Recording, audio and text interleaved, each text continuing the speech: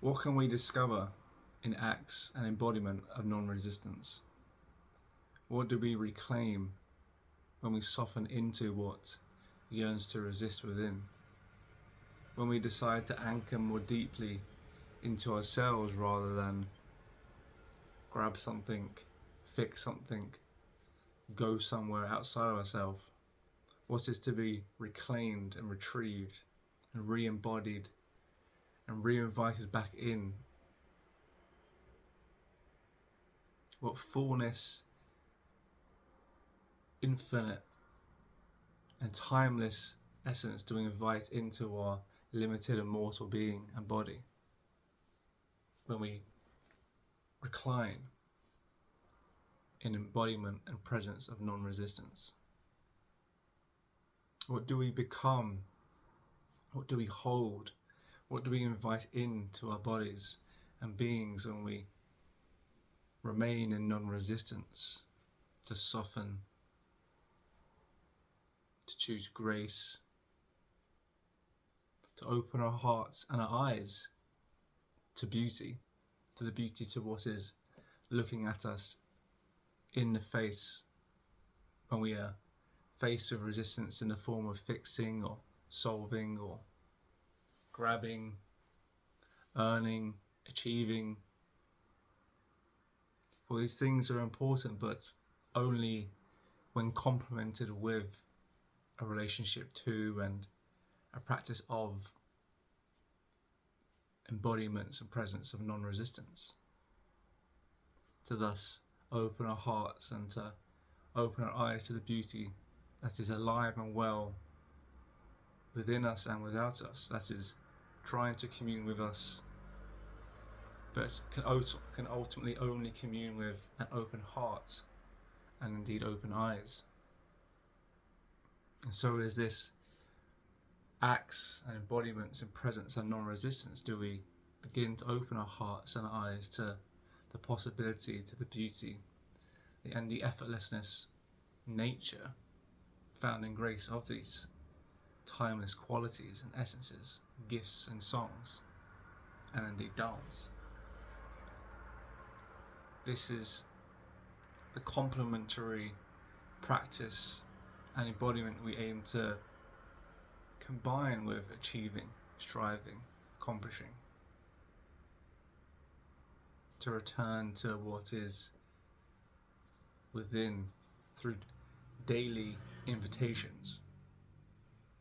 to see each day as both achieving but also inviting. For if we are too lost in what can we achieve today, then we lose what we can invite today, to what we can all be in this moment. If we can soften into an open heart and to soften the burden of achieving, to open our eyes, to cleanse the palette of expectations and ambitions, to become lighter, clearer, to permit the waters, the muddy waters, which sometimes emerge, to effortlessly clear without the need to fix or to solve or to define or to describe, to just be in those muddy waters, to be in that state of non-resistance, to choose grace and softness, to thus invite song and dance and beauty into an open heart and into open eyes, to see as well as to feel what is, to thus invite in an infinite abundance and beauty, a timeless quality,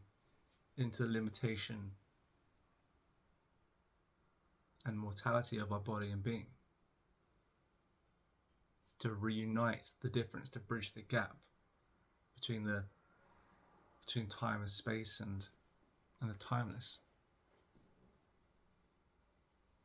to become whole, to develop a relationship with beauty, with song, with dance, with these timeless qualities,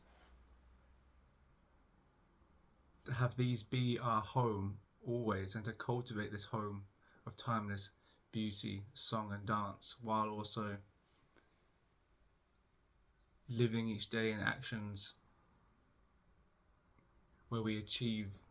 where we gain, where we earn, where we solve and fix. To have these two aspects of us living in a harmony and cohesion unto the fullness of ourselves and our potential. To have two legs instead of one. To understand that the left and right can work together and are best when together. To know when to strive forward in action, in achievement and accomplishment, but also when to anchor in, to deepen in, to invite, to retrieve, to be all that is, which is beneath our descriptions and our expectations and the labels which may then lead to us fixing those labels, but avoiding what lives and exists within, beneath those very labels and subsequent ambitions to fix. So this is the daily invitation we are asked to come back into each day, in amidst our actions unto achievement or ambition, to understand the connection, to bridge the gap, to become whole, to become a vessel for,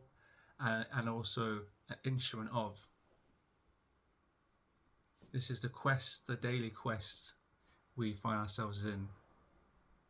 And with that, I hope you can become the vessel for all that you are, beneath the labels and descriptions and expectations, and an instrument for in action and striving for all that you thus contain, adore and love unconditionally. Till then, bye.